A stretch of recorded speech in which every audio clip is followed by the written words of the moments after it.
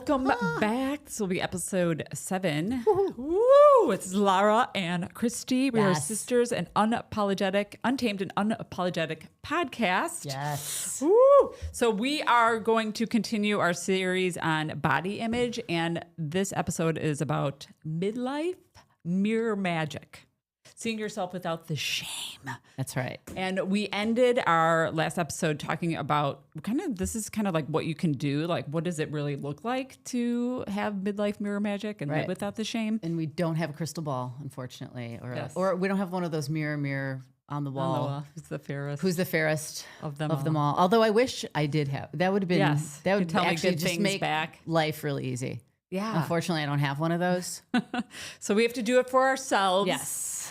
So this episode but if we find one, we will let everybody know. We will order one for everyone. Right. We'll just and put it on Amazon. We'll put on make a lot of money, maybe. I don't know. Yes. That would be awesome. But since we don't have it, we're going to do that. That's an awesome idea. It's like, okay, creating that for yourself. Yes. Like, what if you looked into the mirror? I always say, what if I looked into the mirror and just like said the most amazing self. I do this every once in a while walking. Like, I'm good enough. I'm smart enough. Yeah. Like, God damn it. People love me. People like me. The Stuart Little. Some of you will get that reference. Yes. And if you don't, you're too young. And that's okay. So maybe your mom could Google it for you. Yeah. It literally, it is like mindset is so important, but just sometimes it's like when you start thinking negative thoughts, I'm just like, wait, I'm amazing. I'm awesome. Like, what if you can just tell yourself that every day, like all day long? Yeah. I do that. I get like in a major pity party and then like I snap out of it. I'm like, okay, you need to cut it the fuck out. Yeah. Like just stop it. Get it together. Yeah, exactly. You have to get do it that to with yourself. fucking together. You have to stop it. Stop it. Yeah. You're having a pity party. All right. Enough with the pity party.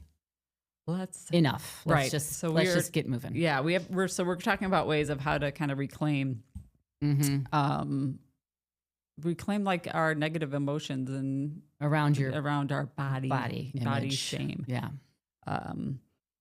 Because most of us we always scan our body for flaws and not the beauty. It's like, how often do we look in the mirror and be like, God damn, you look good. Like that's what I want to get up. And sometimes I will literally do that like a nut, like, God damn, you look good. Like, I know. Usually, I'm like, you look in the mirror and you're like, oh, there's that, you're little. Like, I know. I look in the mirror. I'm like, ooh, oh, that's God. Oh, is that new? Like, like crazy.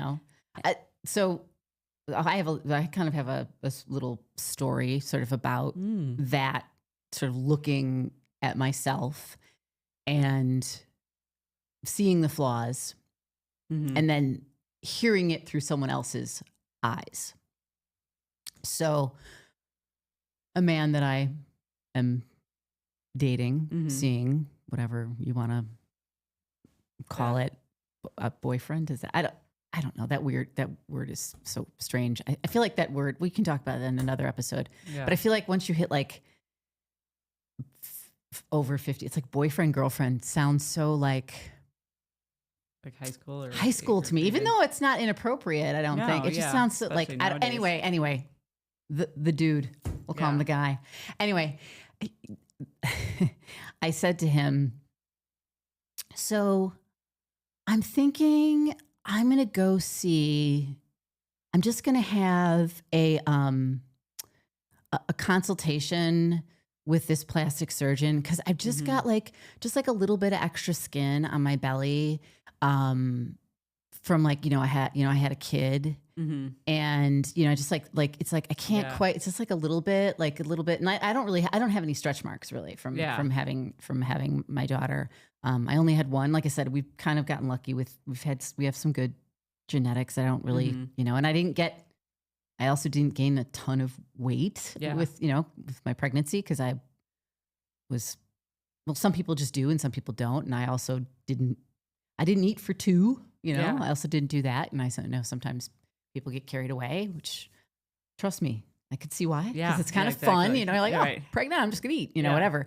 But, and he looked at me and he looked at me and he was like, are you fucking serious? And I was like, Yeah. well, yeah. And he's like,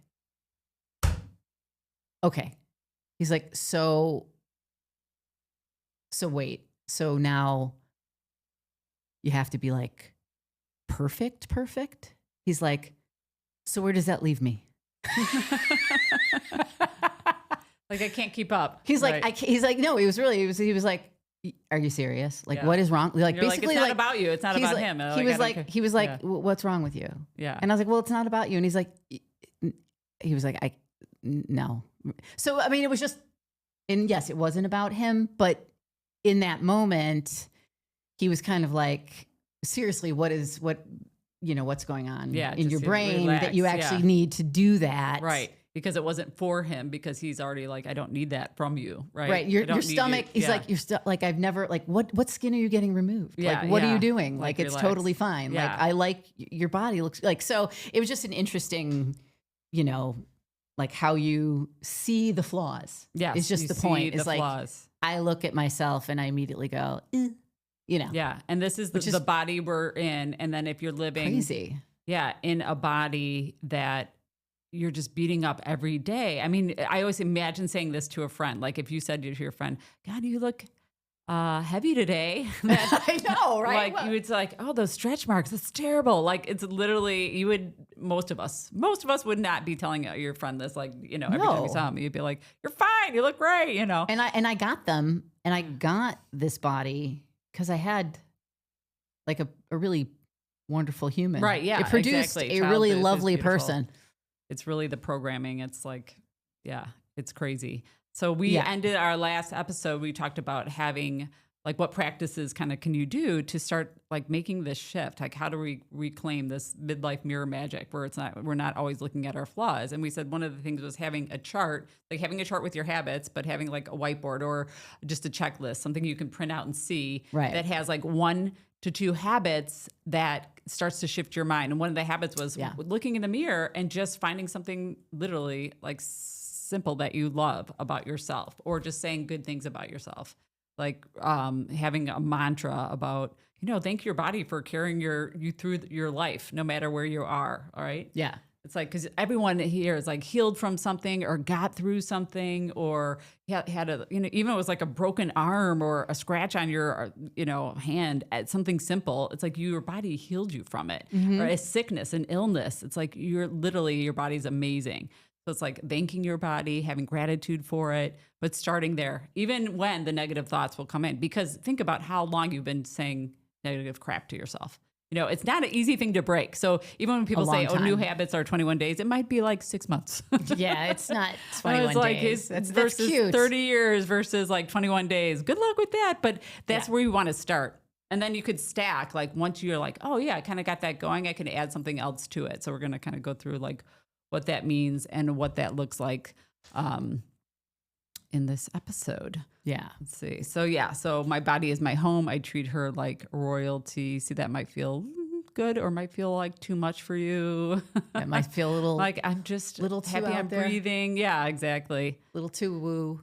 And so other things, it's like, so eating, this is another powerful way to like shift or reframe your mindset when you certain diet, or people I don't like the word diet too. Yeah. We're talking like diet culture is bad, but nourishing your body and eating to nourish. Like I get to eat healthy foods. I always say upgrade the way you eat, upgrade the foods you eat, upgrade your water. So now instead of being like, I can't have this, I can't have that, you're like, I get to nourish my body. Like I always buy organic. And I went to it was like a conference that the guy's like, he's like, whenever you go out to dinner, he's like, buy the good food, or, buy the organic.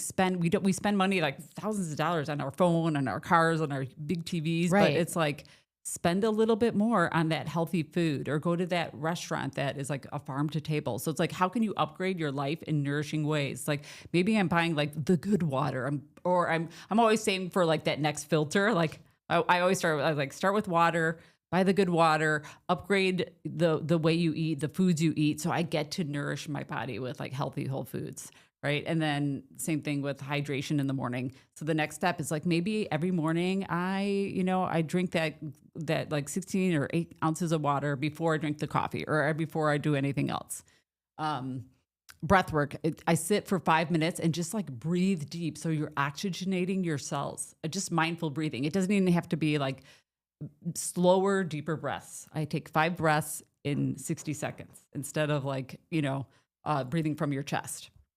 So these little things make can make big changes. I always say small habits, big changes. What else was there? Movement. Like literally moving with joy. This is one of the big shifts also.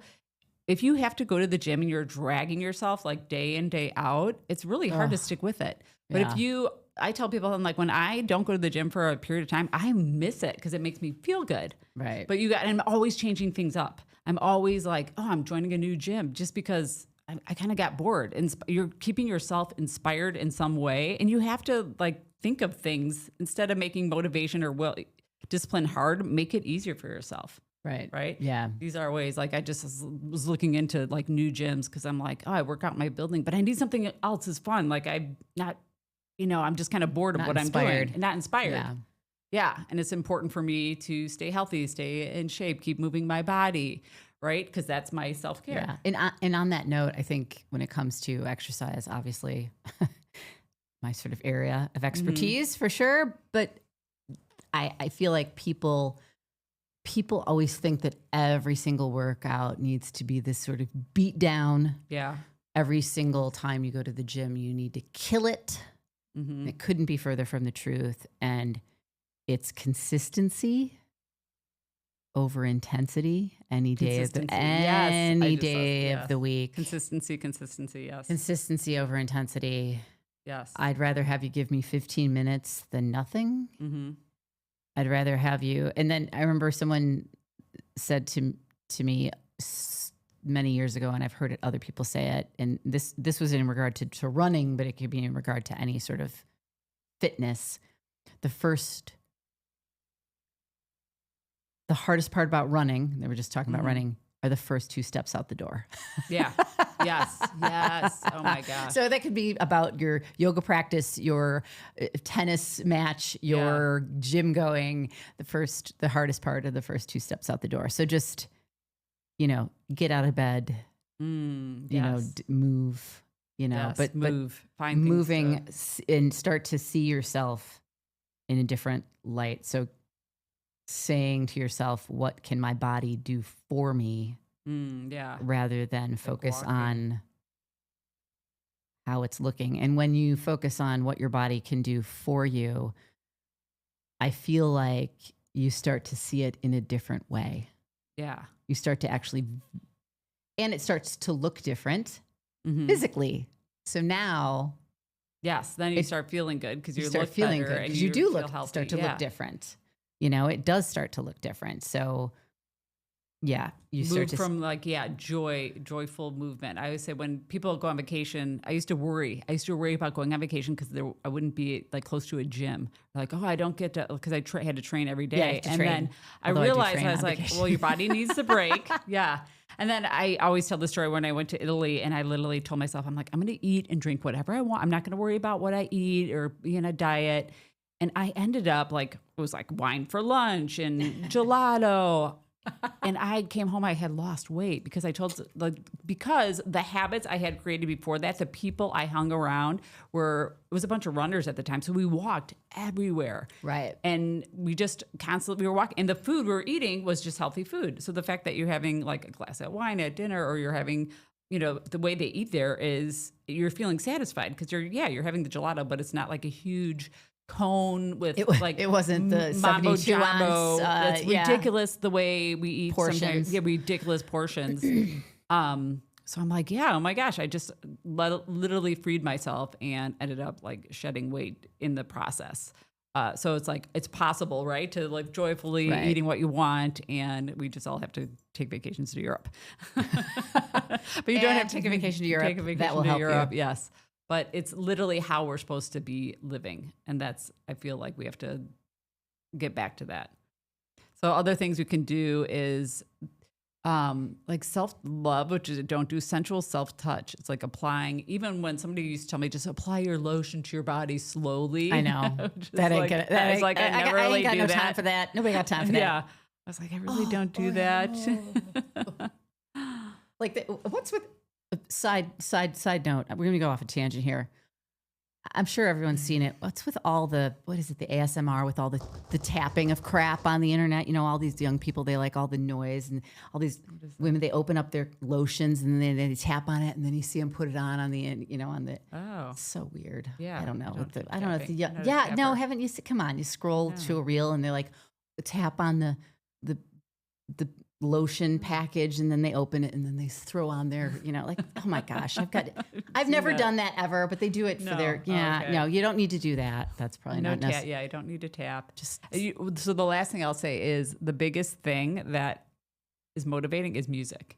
And I forgot about this because I was like, oh my God, I have so many playlists. So we'll have to share. So leave your favorite like motivating song, like what gets you pumped up. And the other day I'm just going to list one because it's been Over and Over by Madonna, like a Get Up Again, over and over. Oh my God. And it's such a good song. And I'm like, oh, this is so motivating and good. So then I was like on Spotify looking for other songs that were just like an old school song. So like music is so powerful and it's almost like underrated because it like gets us going in the morning. So what is your favorite motivating song? That's a question we'll kind of leave for you unless you have anything else. No, I think that's just some good ways to really stop looking in the mirror and shaming yourself, using the mirror in a positive way,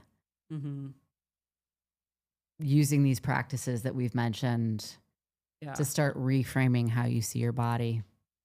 And it's your reminder. It's your reminder. Yeah. Just reminding everybody to do it. The time is now, ladies, queens. Yes. We're done. We're done being shamed, shaming ourselves. Yes, this is it. It's over. And with that, stay wild, stay untamed and unapologetic. All right, guys. Like, subscribe. See you soon. See you next one.